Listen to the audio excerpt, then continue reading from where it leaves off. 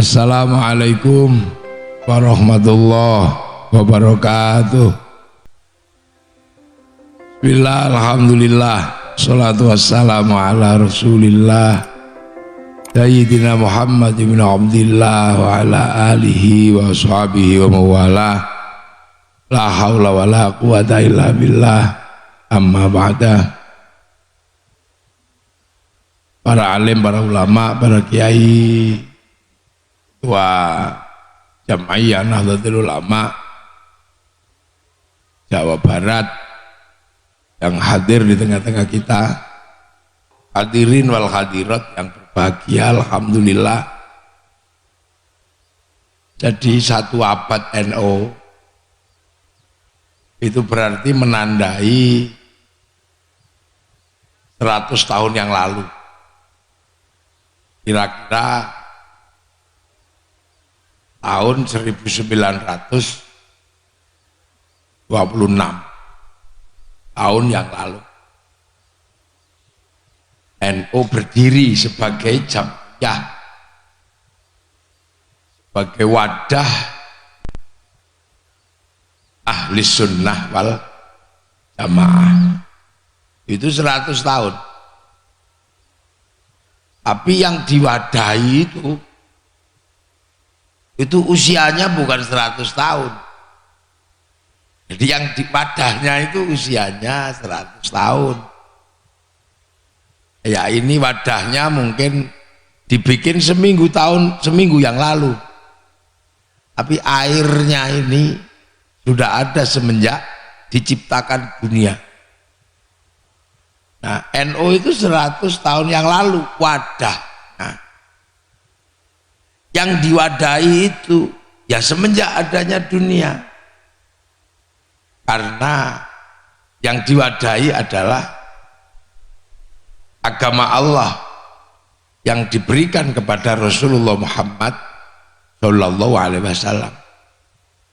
Dan Nabi Muhammad ini meneruskan agama para nabi yang sebelumnya semenjak zaman Nabi Adam. Teruskan para nabi yang 25 itu yang biasanya kita hafalkan waktu kecil. Umadamun Idrisun Nuhun Huduma Soleh wa Ibrahimu kulun muttaba Lutun wa Ismailu Ishaku kadza Yaqubu Yusufu wa Ayyubu kadza Syuaibu Haruna wa Musa wal Yasa'adul Kifli Dawudu Sulaiman uttaba Ilyasu Yunusu Zakaria Yahya Isa wa Toha Khotimun Taqoya. Itu yang isinya. Nah, terakhir diberikan kepada Rasulullah. Dan Allah memberikan agama Islam kepada Rasulullah itu tidak di Kuningan, gak di sini, tapi di Mekah sana. Pada Rasul namanya Muhammad. Makanya karena Rasulullah itu orang Mekah, orang Arab, makanya namanya Muhammad. Bukan Asep, itu bukan. Orang Arab. 1000 tahun 571 lahir.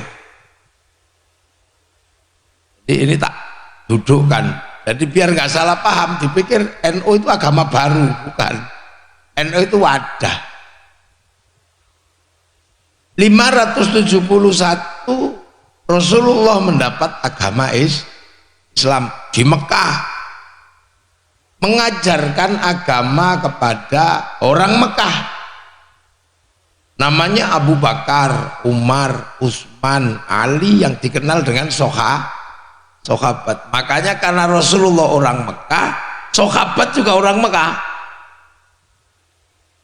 Makanya namanya Abu Bakar, Umar, Ali. Gak ada sahabat namanya Joni, itu gak ada. Ya Suganda gitu gak ada. Gak ada karena orang Arab. Ya itu sekitar tahun 600. Sementara tahun 600 di sana, di Kuningan tahun 600 Ini sudah jadi kerajaan besar, masuk wilayah kerajaan Galuh. Karena tahun 400 sudah ada kerajaan besar di Jawa Barat namanya Tarumanegara. Jadi jangan dikira ketika Nabi jadi Nabi di Mekah sana, di sini nggak ada manusianya. Sudah ada, ya sudah pesek-pesek begini. Kalau yang sana mantu ya udah pesek-pesek begini, sudah ada. Sudah ada kerajaan besar di sini. Tahun 400 Tarumanegara ada. Tahun 400 kurang di ujung Jawa Barat sebelah sana, ujung kulon, ada kerajaan Salokanegara. Rajanya Dewa Warman, anak dari Mula Warman, Raja Kutai Kartanegara. Tahun 500 Masehi di pesisir selatan Jawa Barat ada kerajaan Galuh dengan rajanya namanya Sena Sandaha. Punya anak Sanjaya, pindah ke pedalaman Jawa Tengah, bikin kerajaan namanya Mataram, bangun candi-candi besar. Jadi Rasulullah di sana berdakwah, di sini sudah punya peradaban yang sangat maju. Itu. Sampai akhirnya di sini membangun peradaban besar. Jawa Tengah ada yang geser ke Sumatera, bangun peradaban besar namanya Sriwijaya. Bangsa Isyana geser ke timur, bikin kerajaan besar namanya Galuh, namanya Doho Kadiri. Sehingga lahirlah kerajaan besar Singasari. Di sini ada kerajaan besar Pajajaran. Akhirnya Arab diruntuhkan sama Mongolia di sana. Eropa diruntuhkan Mongolia, Cina diruntuhkan Mongolia. Tapi Mongolia penakluk Arab, penakluk Cina, penakluk Eropa, menyerang Nusantara, sudah bisa ditaklukkan sama kerajaan besar Singasari. Jadi bangsa kita bukan bangsa kecil. Makanya kalau ada yang mengatakan bangsa ini bangsa jahiliyah sebelum Islam datang, merinio tapuk lambim. Ini sebagai sebuah pelajaran. Bangsa ini punya segalanya.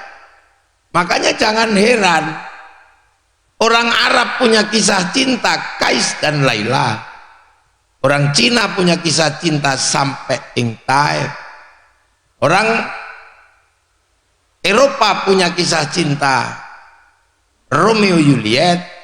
Di Jawa ada kisah cinta Ande-Ande Lumut. Di Jawa Barat ada Dayang Sumbi Sangku. Ya. Di sana ada orang kuat namanya Samson. Di sini ada orang kuat namanya Bantung Bondowoso. Di sana ada kisah ibu tiri yang kejam dalam Cinderella. Di sini ada bawang putih, bawang merah. Di sana ada binatang bisa ngomong namanya kura-kura ninja. Kita punya kancil nyuri timun. Artinya bangsa kita bangsa besar. Dan setiap bangsa punya kebahagiaan ketika sendiri bersenandung, bermain musik. Hasilnya Arab punya alat musik namanya terbang, terbuat dari kayu dan kulit. Orang Cina punya alat musik namanya sitar, terbuat dari kayu dan tali. Orang Eropa punya gitar, kayu dan tali. Tapi bangsa Nusantara punya alat musik namanya gamelan, terbuat dari logam. Artinya hanya bangsa yang menguasai ilmu pertambangan yang maju dan penguasaan metalurgi yang mapan mampu membuat alat musik dari logam. Tuh, ini bangsa, tolong pahami. Biar kita ini nggak minder jadi orang Indonesia. Ada jambu gede dikit, jambu Bangkok. Ayam gede dikit, ayam Bangkok. Nangka gede dikit, nangka Belanda. Rambut hitam tidak pede, di merah-merah. Hasilnya LKMD. Londo kok mengdasi. Ini penting untuk saya sampaikan. Nah, pengetahuan dasar kebangsaan, kita punya kitab besar namanya Negara Kerta. Membangun masyarakat yang baik punya kitab Suta Soma. Universitas terbesar di Asia ada di Indonesia namanya Nalanda. Tuh, itu hampir berbarengan dengan Rasulullah di sana berdakwah sampai akhirnya bangsa Nusantara punya slogan besar. Kalau di sana ada waja'alnakum syu'uban wa qabaila lita'arafu, di sini punya Bhinneka Tunggal Ika. Berbeda-beda tetapi tetap satu jua, saling melindungi.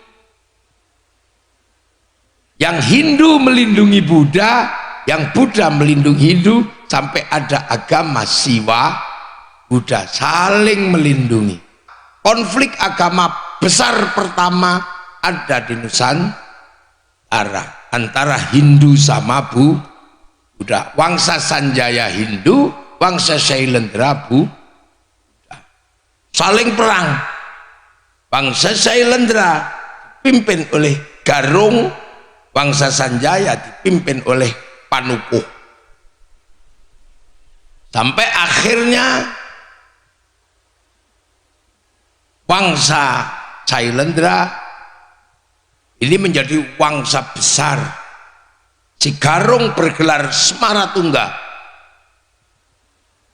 Wangsa Sanjaya nggak ada yang berani ngelawan. Panukuh pergi belajar ilmu arsitektur.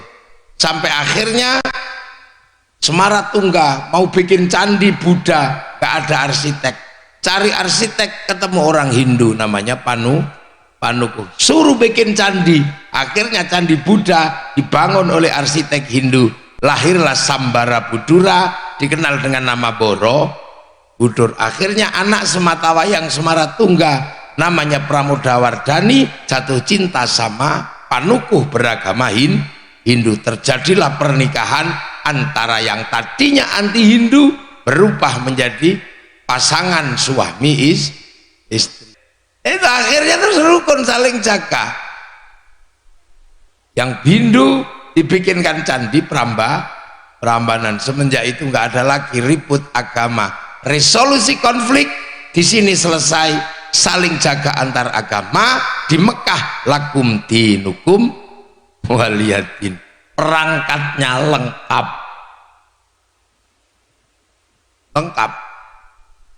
sampai akhirnya kemudian setelah ditinggal oleh Rasulullah konflik, akhirnya Islam bergerak keluar dari Jazirah Arab. Jadi barokah wong tukaran yang kono yono. Akhirnya Islam keluar, geser dipimpin Sayyidina Ali ke Basrah. Ketemu dengan orang Majusi, ketemu dengan orang Majusi penyembah api. Akhirnya Raja Majusi namanya Rustum mengambil menantu anak Sayyidina Ali namanya Sayyidina Husain. Karena Raja Rustum masuk Islam tidak lagi menyembah api. Api Majusi ditaruh bangunan tinggi namanya Manaro. Maka begitu masuk Islam, apinya dibuang, Manaro ditaruh di depan masjid. Akhirnya Masjid Parsi punya Manaro. Akhirnya Manaro menjadi hiasan masjid seluruh kaum muslimin sampai Kuningan bernama Menara. Itu dari Majusi. Jangan kamu bilang bid'ah.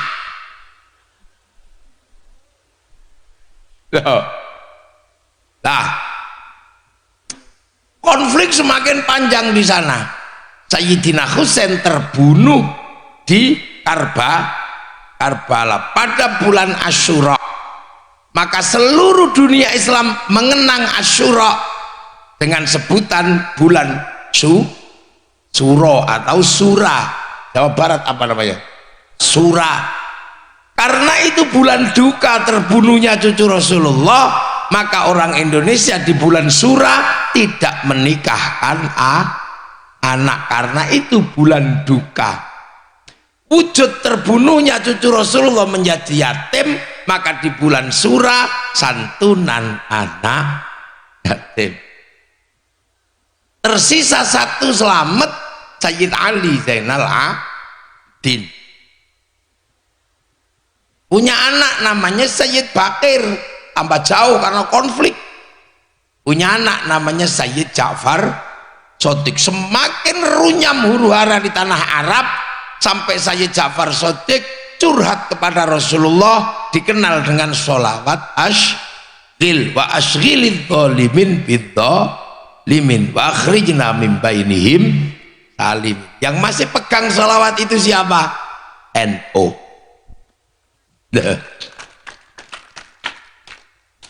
Nah, Sayyid Ja'far Shadiq punya anak namanya Sayyid Ali itu tambah jauh karena sana ribut antara Banu Umayyah. Punya anak namanya Sayyid Muhammad, tambah jauh. Punya anak namanya Sayyid Aisyah, dikenal An-Naqib, tambah jauh. Punya anak Sayyid Ahmad Hijroh, semakin jauh, dikenal dengan nama Ahmad Al-Muhajir. Punya anak Sayyid Ubaidillah, tambah jauh. Punya anak Sayyid Alwi, melahirkan Alawiyin, Al-Atta, Syakron, Asegab. Itu Alwi bin Ubaidillah bin Ahmad Al-Muhajir. Punya anak Muhammad, tambah jauh. Punya anak Alwi, Sayyid Alwi. Punya anak Sayyid Ali Khalid Qasam, tambah jauh karena ribut di sana. Punya anak namanya Sayyid Ahmad Sohib Merbat, tambah jauh. Punya anak Sayyid Alawi Ambil Faqih, tambah jauh. Punya anak Sayyid Abdul Malik sampai Mongolia, bikin klan besar namanya Azmat Han. Makanya ada Sahrukan beragama Islam. Dari situ kemudian punya anak, diambil menantu Raja Campa, namanya Sayyid Ahmad Jalaluddin.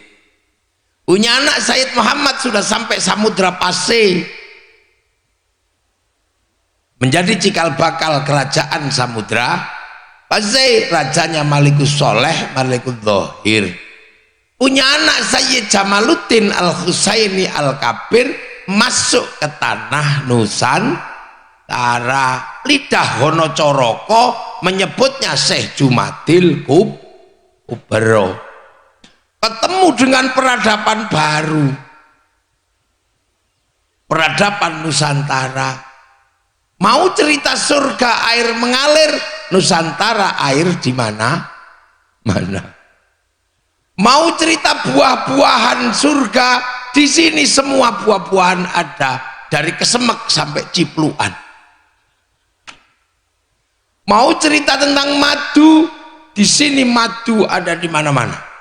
Mau cerita tentang istri yang banyak di surga, tidak cocok dengan orang sini, karena orang sini punya istri satu, bikin pusing kepala.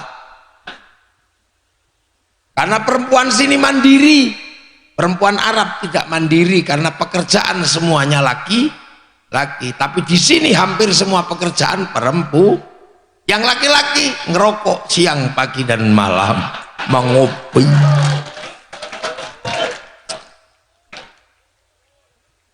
Makanya tidak ada cerita pengislaman dengan cerita surga.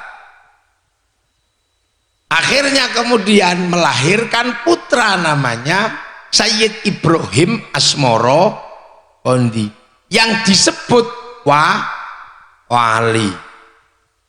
Punya anak Sunan Ampel Surabaya, yang disebut Wali Songo, yang digugat oleh ahli-ahli sejarah yang bukan berasal dari santri. Islam yang ke Eropa disebar panglima perang, Yang ke India disebarkan pedagang, Gujarat.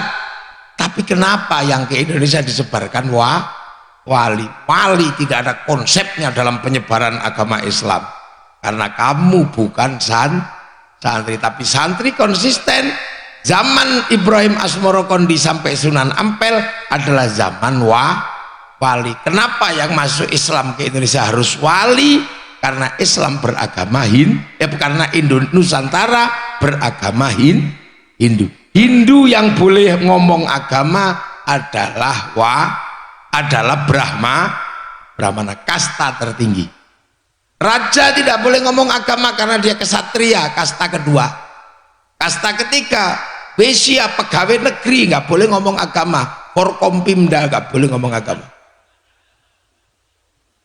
Kasta sudra keempat nggak boleh ngomong agama karena dia pedagang sama peta. Sekaya apapun saudagar, nggak boleh ngomong agama. Kasta di bawahnya pengemis, paria, nggak boleh ngomong agama. Kasta di bawahnya ada kuca, copet, tukang ngentit. Makanya yang suka ngambil bansos kuca. Di bawahnya ada meleka, maling, tapi kalau ketahuan lari. Di bawahnya ada candala, maling, tapi ketahuan berani, begal. Nah, kasta tertingginya Brahmana, orang yang dekat dengan Sang Hyang Widi, yang tidak takut apa-apa. Orang yang dekat dengan Tuhan dan tidak takut apa-apa, dalam Islam disebut wali. La khaufun alaihim walahum yahzanun. Makanya kalau Islam disebarkan oleh saudagar nggak bisa, karena saudagar itu sudra ditolak oleh masyarakat Hindu, ilmiah Hindu. Jadi keyakinan para santri tentang Islamnya wali adalah keyakinan ilmiah yang dilandaskan pada fakta-fakta metodologis konseptual. Nah itu makanya. Nah terus mereka nanya, program pengislamannya kok cepet wali, kenapa? Buktinya mana? Daftar pustakanya mana? Wali itu kalau melakukan pekerjaan gak perlu baca buku, gak perlu referensi pustaka, karena wali kalau menginginkan sesuatu langsung download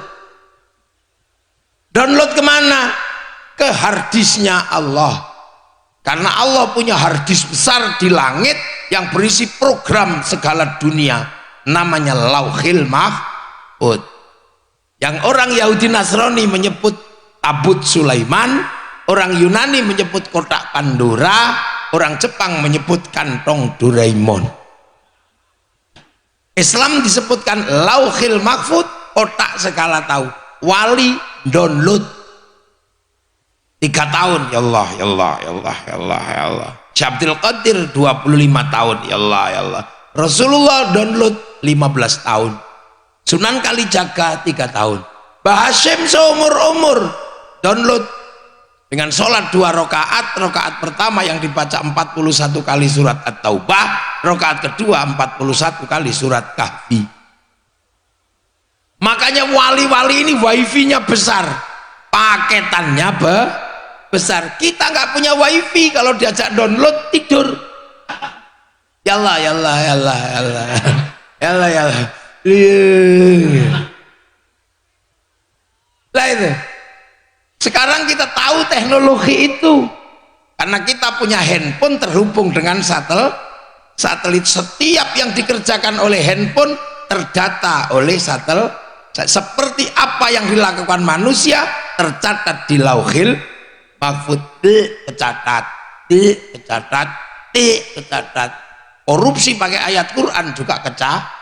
Hati-hati sampean. Nah terus handphone itu suka kirim-kirim foto, kirim-kirim gambar. Syaratnya apa? Punya paketan. Kalau nggak punya paketan, cari wifi gratisan. Makanya ke warung-warung cari free wifi.co.id. Manusia suka berdoa, suka kirim doa, kirim Fatihah. Kalau punya paketan. Kalau nggak punya, pakai wifi gratis. Wifi-nya siapa? Wifi-nya Nabi, wifi-nya wali. Kalau di situ .co.id, di sini ila hadratin nabiyil mustofa. Kalau di sana free wifi, ini tawassul. Makanya pakai wifi Nabi ila hadratin nabil mustofa wa ila jamil anbiya wal mursalin wal ulama wa syuhada wa salihin wa ila jami'il ulama min asyarik al magharibi fi barriya wa baghriya naqsul Abdul Qadir al Jilani wa li abaina ummahatina masyayikhina wa jaddina muslimin muslimat wal mu'minina wal mu'minat al ahya'i min manwat wa nakhususun ila ruhi Pak D Wa'dul al Fatihah. Langsung share it. Makanya doa bisa dibagi ke seluruh dunia. Ada yang nggak percaya, masa doa bisa dibagi? Jangankan doa, sepak bola bisa dibagi.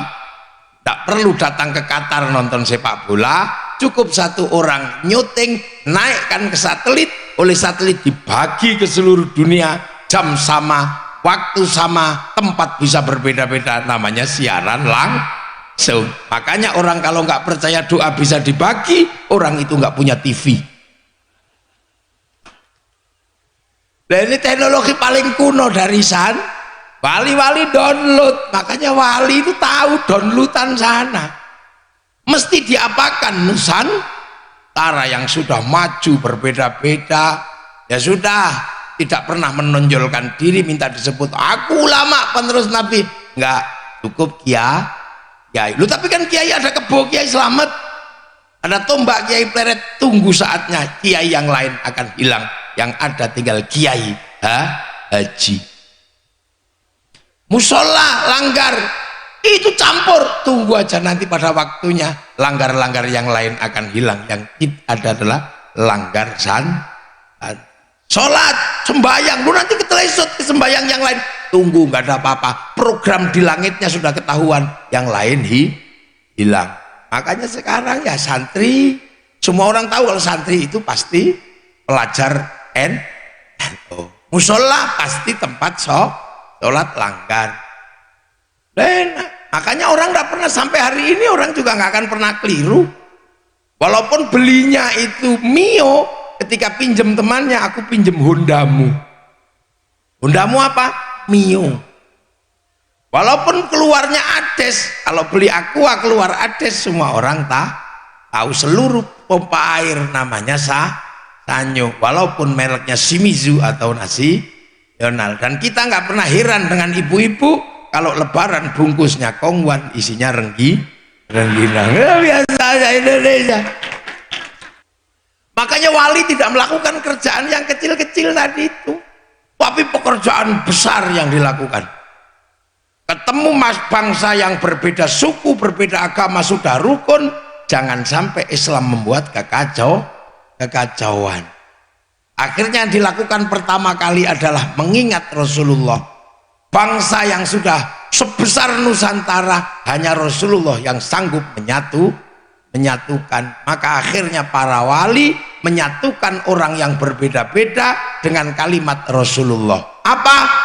Kalimat kullukum ra'in wa kullukum mas'ulun an ra'iyati. Kalian semua adalah para pemimpin yang harus hidup saling bertanggung jawab antara yang mimpin dan yang dipimpin. Orang yang hidup berbeda-beda tapi saling tanggung jawab, dalam bahasa Rasulullah dinamakan ra'iyah.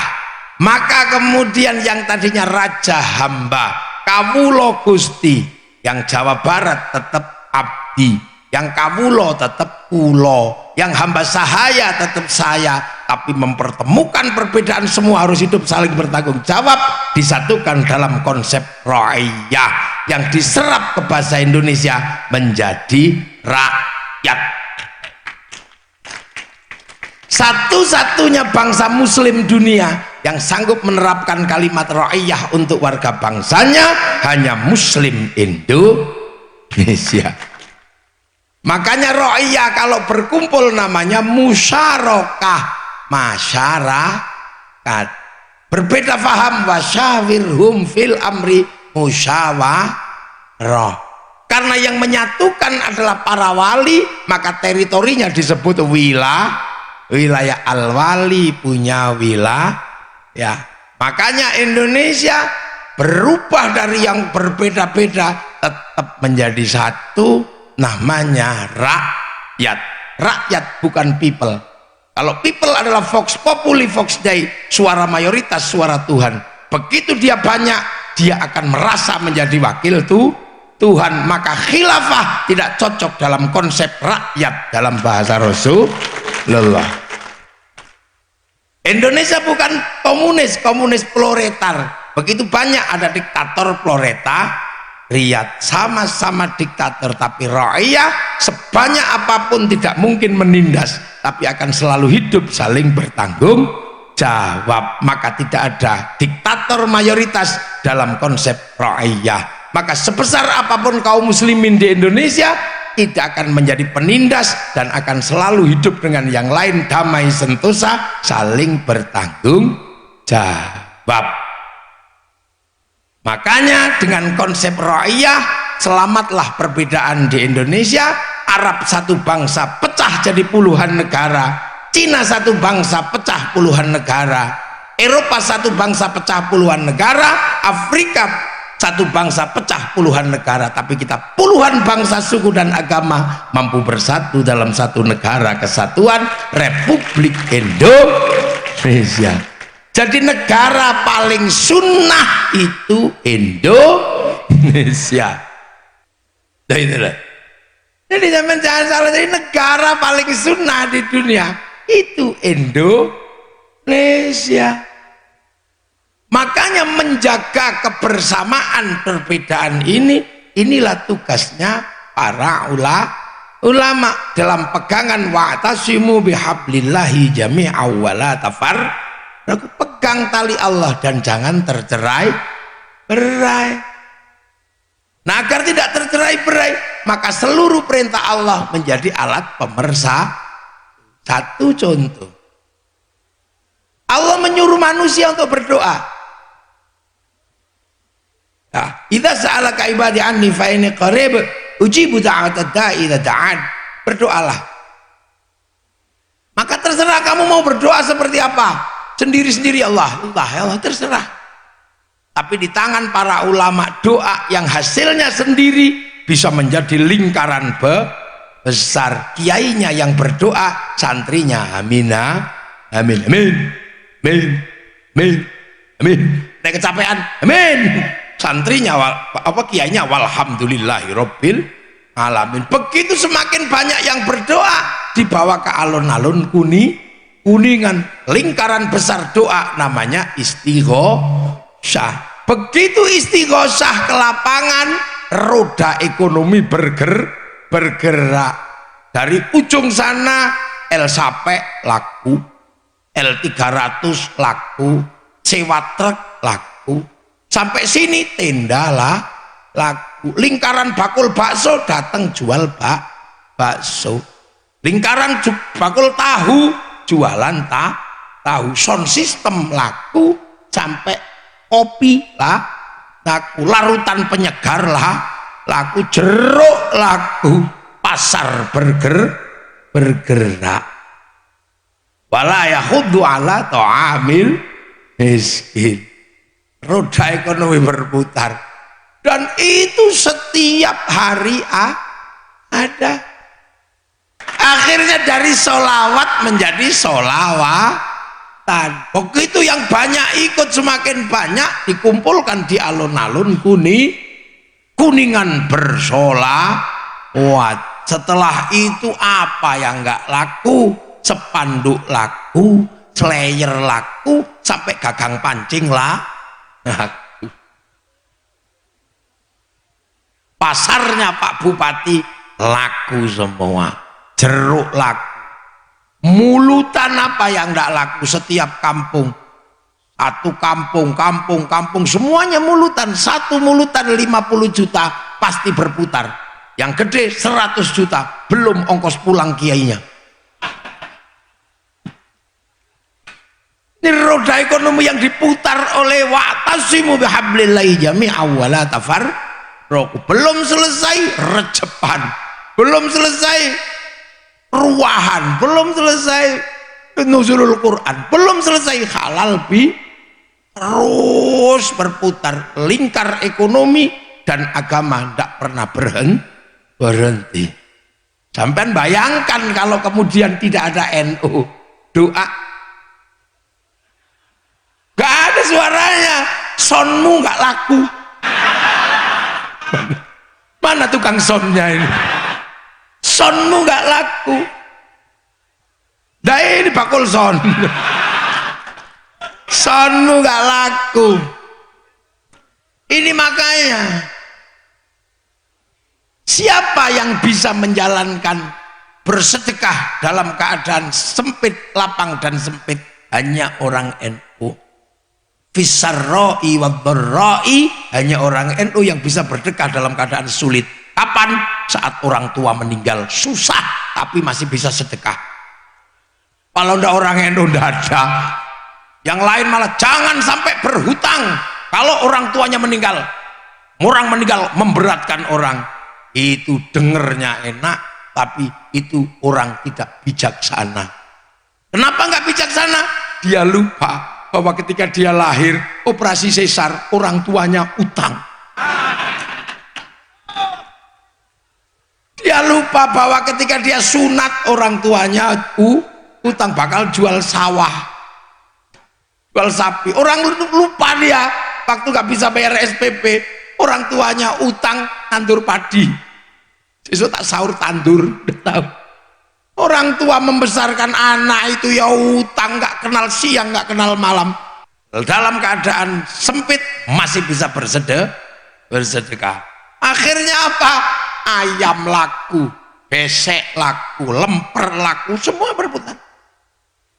Sampai 40 hari, sampai setahun khol, roda ekonomi berputar, bakul letek-letek laku. Jual tek-tek, laku. Jual apa aja laku, coba. Ayo. Lato-lato. Laku. Lantas ziarah ke makam para guru bis pariwisata laku. Coba kemarin corona nggak ada ziarah, bis pariwisata bangkrut.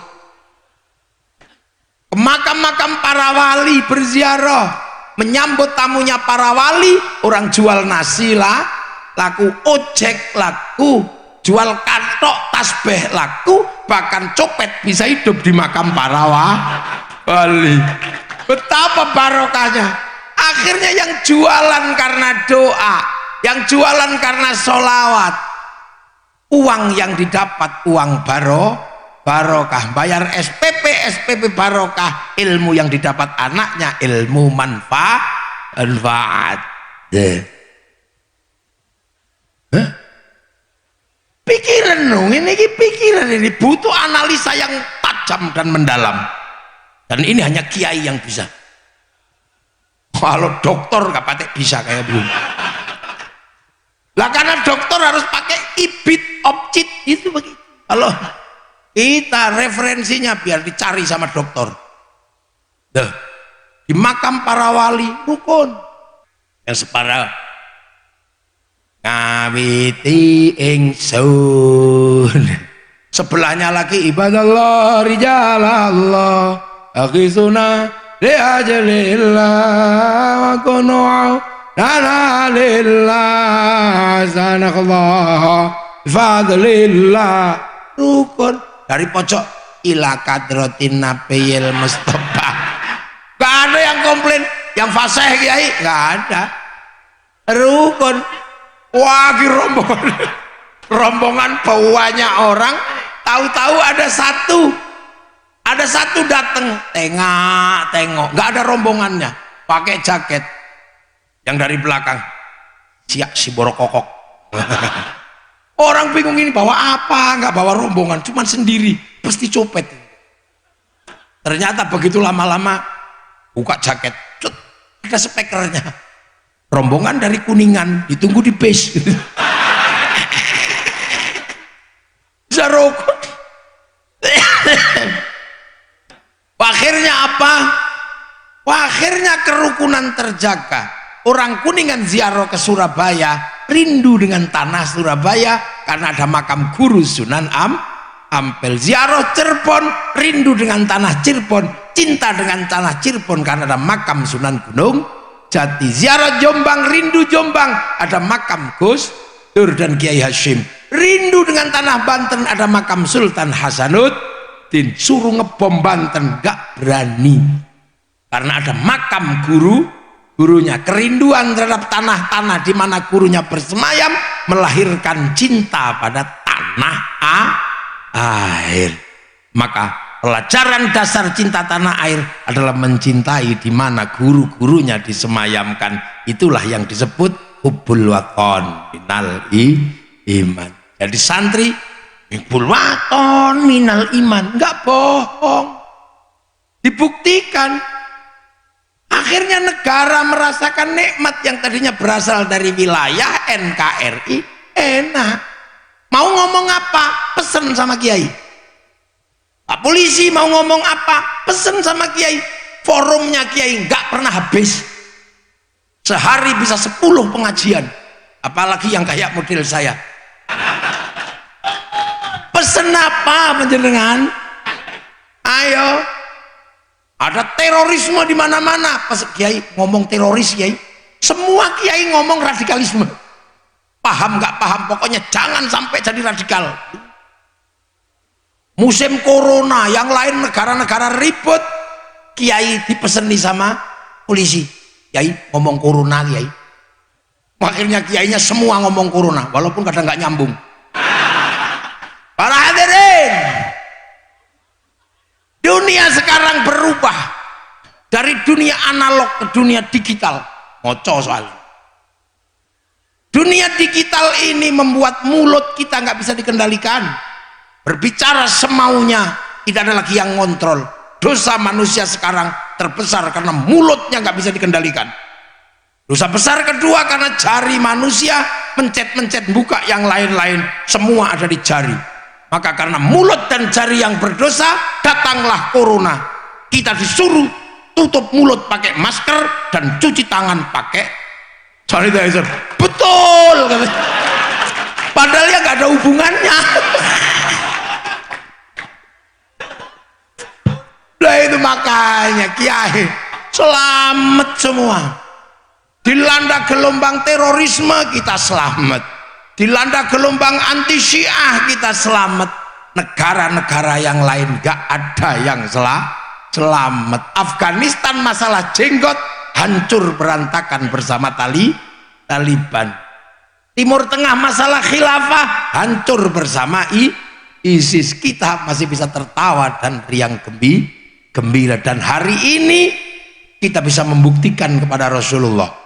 Setelah Islam ditinggal Rasulullah, yang bergerak ke Eropa berhenti, yang bergerak ke Rusia berhenti, yang bergerak ke Cina berhenti, yang bergerak ke Afrika berhenti, tapi yang bergerak ke Indonesia tumbuh subur berubah menjadi kekuatan Muslim terbesar dunia ada di Indonesia. Dan Jam'iyah Muslim terbesar di Indonesia Nahdlatul Ulama. Ya. Apa yang kau ragukan tentang NU? Semua akan NU pada waktunya. Leya dulu yang anti tumpeng sekarang sudah mau pakai nasi kotak. Leya dulu yang anti terbang, anti apa, sekarang mau pakai mulut. Dulu khol gak mau, sekarang mau birrul walidain. Dulu suwo nggak mau, sekarang ruqyah aman sama NU. Anda bodoh, ikutlah Nahdlatul Ulama. Kalau pinter nggak usah. Kalau bodoh ikut NU enak. Anda nggak bisa berzikir, dijamin bisa, karena NU kiainya bunyi kalau berzikir. Anda cukup mendengarkan dan menirukan. Tapi yang bodoh kok ikut yang lain, pasti gak bisa zikir karena kiainya diem saja.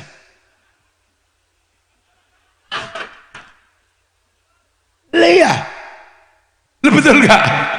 Betul. Anda gak bisa sholawatan, ikut NU pasti bisa karena NU sholawat, yang lain gak ada.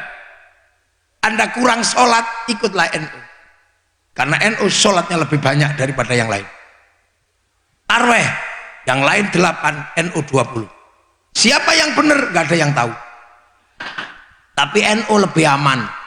Karena 20 pasti aman. Kalau di akhirat yang benar 8, kita punya sisa 12. Lah yang kalau 8 yang benar 20, yang kurang 12 cari di mana? Lo NU itu punya umat, makanya apapun yang dikerjakan pasti mikirin umat. Yang lain gak ada yang mikir umat. Rokok haram, hati-hati. NU enggak.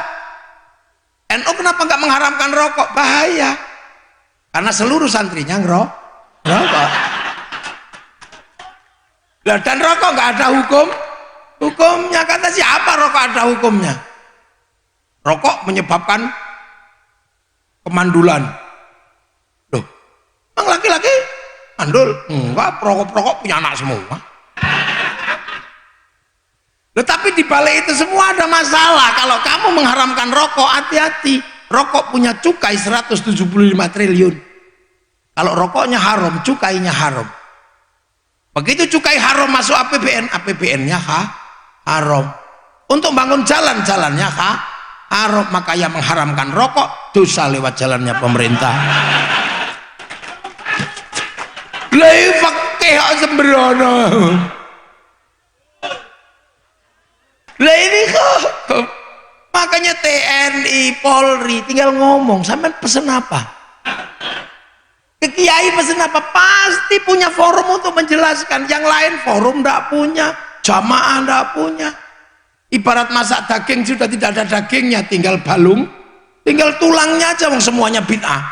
Akhirnya biar enak banyak micinnya, lahirlah generasi micin, apa-apa dibumbui jadi huwa. Sampai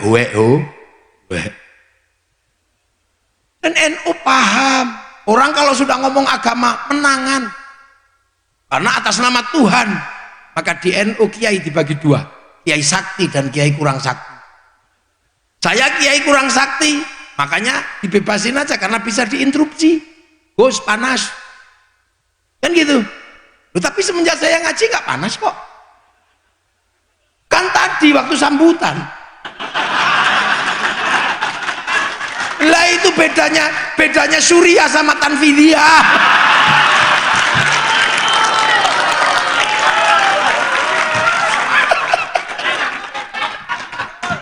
Itu bedanya Surya sama Tanfidiyah. Loh ini namanya. Jadi NU itu menjaga negara itu nggak cuma omong kosong. Selalu menjaga kebersamaan wujud dari perbedaan. Tiba-tiba ada orang hidupnya sendiri nggak mau kumpul orang mati menyebut bid'ah, orang pengajian disebut bid'ah, hidupnya seluruh sendiri. Tapi begitu negara punya gawe milih pemimpin yang harus menjadi pengayom semua orang, dia ikut. Pasti dia tidak akan pernah bisa memimpin banyak orang, pasti dia hanya akan memimpin dirinya sendiri. Jawa Barat, waspadalah.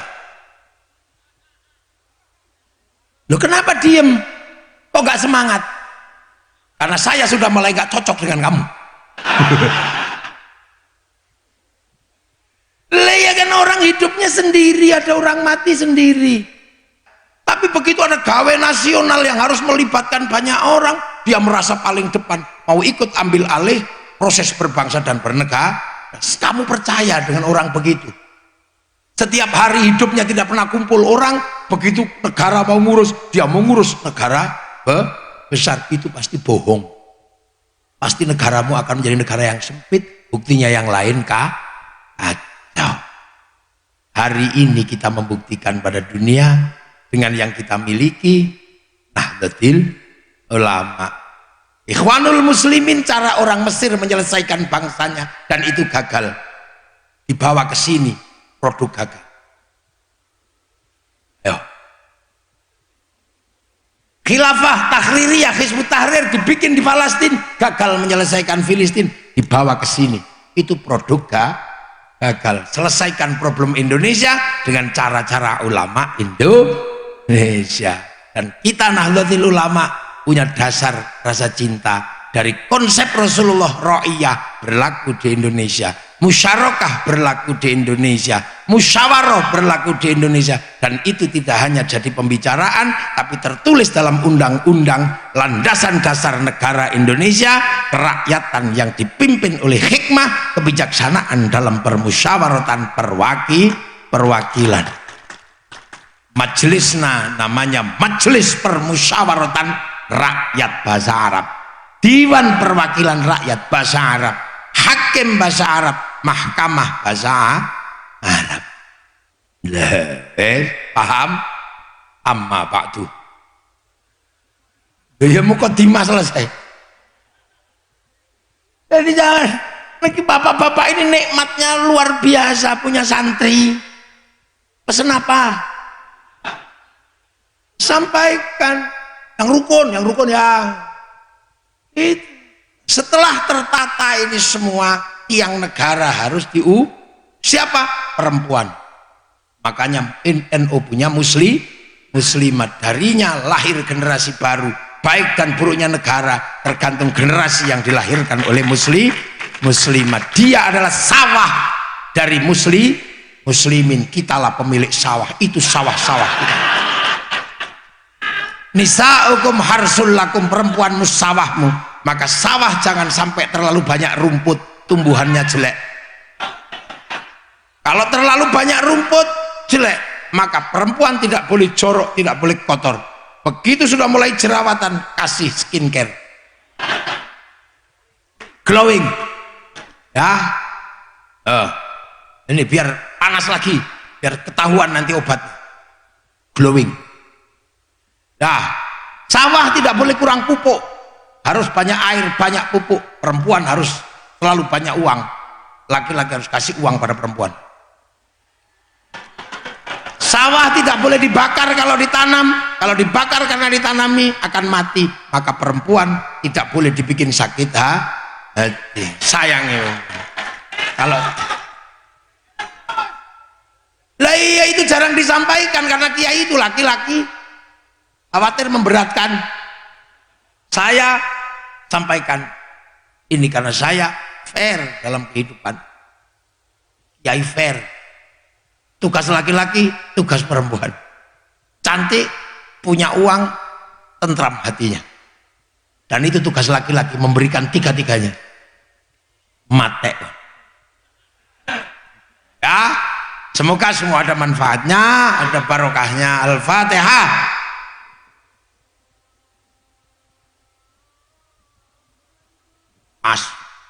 Itu bedanya Suriah sama Tanfidiyah. Bismillahirrahmanirrahim. Alhamdulillahirabbil alamin. Na'iman bin syakir. Ya Rabbana lakal hamdu kama yanbaghi li jalali wajhikal karim wa 'ala sultan. Allahumma aftah 'alaina fadhkhal 'arifin wa dzakirna wa nasina bi ya Allah. Ij'al auladana dzurriyyatan talamidan alimin al-khair al-ibad. Wasdan al-akhirah wa subhanahu. Wala bayna ummatina masyaikh wa jadid. Sir jami'an haddatul ulama Allahumma fil lahum warhamhum wa fanhum. Allahumma la tahrimna ajrahum wa la tamidhum. Allahumma ij'al qabrahum matamidal jannah.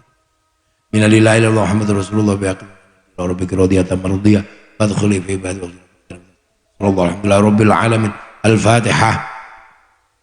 Ghairil maghdubi alaihim waladdallin. Amin. Assalamualaikum warahmatullahi wabarakatuh.